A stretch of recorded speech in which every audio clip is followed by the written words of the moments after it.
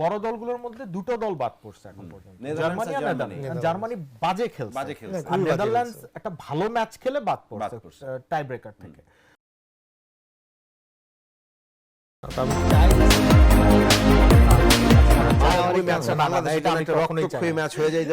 আমি চাই এগুলো একটু দেখতে চাই, এগুলো কন্টেন্ট হোক, একটু কন্টেন্টের জন্য মানুষের জীবন বাজি দরকার নেই। টিএসসি তে কারা বসবে তখন?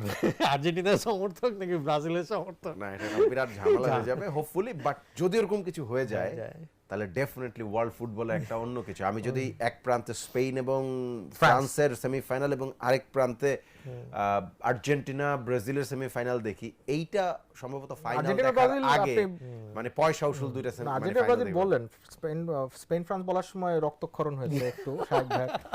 কেন এই বাস্তবতা তো ফ্রান্স আর পর্তুগাল মানে বললে উনি খুশি। ফ্রান্স পর্তুগাল, ফ্রান্স তখন একটা ভালো খেলা হলো, এই যে ফ্রান্স পর্তুগাল ভালো খেলা। এটা হবে না, এটা হবে না, যেটা হবে না। আচ্ছা, এই সেটআপে যেহেতু আপনাদের দুজনের পেলাম, একটা কোশ্চেন করি যেটা আমার মাথায় এই জাস্ট কয়েকদিন ধরে ঘুরতেছে, এবং এই জিনিসটা আই থিংক সেটআপে সবচেয়ে ভালো কোশ্চেন। সেটা হচ্ছে ধরেন যে আগের ওয়ার্ল্ড কাপগুলোতে আমরা দেখতাম যে এমনভাবে করে ড্র হতো, এটা ধরেন যে একটা অটোমেটিক প্রসেসে হয়ে যেত এবং এরকমভাবে টিমগুলো আসতো, যার কারণে অঘটনেরও সুযোগ থাকতো। কিন্তু এখন ওয়ার্ল্ড ফুটবলে ওয়ার্ল্ড কাপ যেভাবে করে স্টেজ করা হচ্ছে, এখন দেখা যাচ্ছে it's more about catching the stars and bringing them together to semifinal, final. Otherwise কিন্তু দেখেন যে ব্র্যাকেটগুলা, যে গ্রুপগুলোকে প্রথমেই যে প্রথম চারটা টিমের এই দুজন ওই দিক থাকবে, এই দুজন ওই দিক থাকবে, এর সাথে এর দেখা হবে না।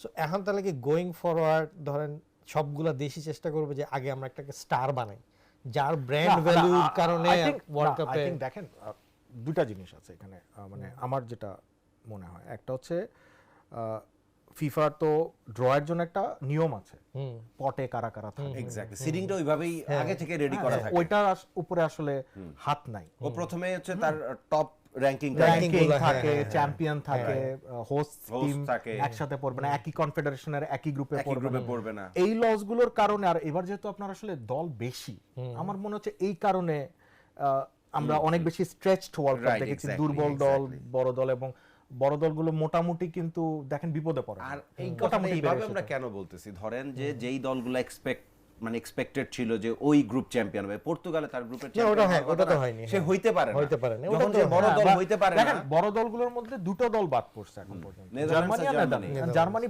বাজে খেলছে, আর নেদারল্যান্ডস একটা ভালো ম্যাচ খেলে বাদ পড়ছে টাই ব্রেকার থেকে। সো আই ডোন্ট থিংক যে ফরম্যাটের উপরে, আমি প্রথমে আসলে 32 দলের ফরম্যাটটার বিরোধী ছিলাম, আচ্ছা, শুরু থেকে।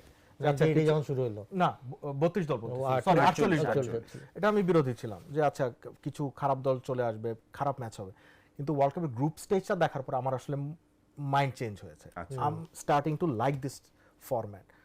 মানে 48 দলের ফরম্যাটে যেটা হয়েছে, এক আমার মতো যারা ফুটবল বাফ তারা অনেক বেশি খেলা দেখতে পেরেছে অনেকগুলো দলের। আমি আসলে হয়তো কুরাসাওয়ের খেলা কখনো নিজে দেখতাম না, কেবো ভার্ডে, ইরান, ইরাক, জর্ডানের খেলা, কঙ্গোর খেলা আমরা হয়তো কেউই দেখতাম না, কিন্তু এই কারণে আমি দলগুলোর খেলা দেখতে পেরেছি।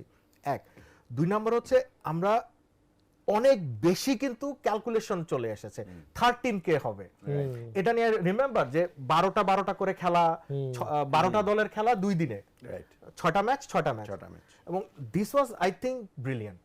মানে একই টাইমে খেলা শুরু করা, কেউ যেন অ্যাডভান্টেজ না নিতে পারে। সো এই জিনিসটা আমার পছন্দ হয়েছে, এবং it created a bit more excitement for the tournament. আমার মনে হয় এটা পার্সোনালি, আমি জানি না whether you too would agree or not. আমার জন্য এটা খুবই মানে সবকিছু যে এতগুলো ম্যাচ চলে, সত্যিকার কথা দেখার সুযোগের চেয়ে বড় কথা দেখার সুযোগ ধরেন বাদ দিলাম আমি, কিন্তু এটাকে প্রসেস করা ব্রেনে very hard, so much information, so much information. এবং আমার যেটা সবচেয়ে বেশি ক্ষতি হয়েছে সেটা হচ্ছে যে একটা ম্যাচ দেখার পরে 2টা ম্যাচ টানা দেখে ফেলেছি, তখন প্রথম ম্যাচ দ্বিতীয় ম্যাচের মধ্যে আমি কোন জায়গায় গুলাই ফেলতেছি, খেলোয়াড়দের নাম থাকে না, সিচুয়েশন প্লেয়ারের নাম অটো মুখস্থ বলতে পারতাম একটা খেলা দেখার পরে। এখন আমি অস্ট্রিয়ার গোলকিপারের নামটা আজকে সকালে মনে করতে পারি নাই। খুব স্বাভাবিক। এই যে এখন একটু আগে আমরা আর্জেন্টিনার পারেডেসের কথা মনে করতে এত কষ্ট হইলো। এটা আসলে আমরা যারা কাজ করি মিডিয়াতে তাদের জন্য একটু সমস্যা, যে এত তথ্য প্রসেস করা মুশকিল, 4টা ম্যাচ 6টা ম্যাচও হয়েছে একদিনে, so it's very difficult. But ফ্যানদের জন্য as a genuine football fan it is a festival, কারণ সারা রাত ফুটবল খেলা দেখে কাটাবো, এর থেকে বড় মানে আনন্দের কিছু আর কি হতে পারে। অফিসে অনেক মিমস শেয়ার হচ্ছে, হ্যাঁ, যে একটু যদি সন্ধ্যাবেলায় বা দুপুরবেলায় খেলাটা শুরু হতো, হ্যাঁ রাইট, ইনশাআল্লাহ নেক্সট ওয়ার্ল্ড কাপ বা তারপরে ওয়ার্ল্ড কাপ, এরপরে ওয়ার্ল্ড কাপ তো যাচ্ছে স্পেন, মরক্কো আর হচ্ছে পর্তুগাল। সো ইউরোপের সাথে আমাদের টাইম আর গ্যাপ, 3টা ম্যাচ হবে লাতিন আমেরিকায়, প্রথম 3টা ম্যাচ। আমি তো শিওর চাচা ভাতি দিয়ে হয়তো একসাথে খেলবে এক টিমে। ওটা 2034 না 30 দিয়ে হতে পারে, 34 এ খেলবে। ছেলে 19 বছর 17 ও বছর আচ্ছা, হয়ে 19 যাবে। তো রাইট। হ্যাঁ যদি পাউ কুবারসি 19 এ ওয়ার্ল্ড কাপ খেলে, লামিনের বাপ ছিল একসাথে 17 খেলবে এক বছরে টিমে, খেলে। বাপ ছেলে একসাথে এক টিমে খেলবে, বিশাল আমি খুব ব্যাপার। অবাক হব না যদি এটা হয়ে যায়, তিনি ওরকমই লেগে থাকবেন।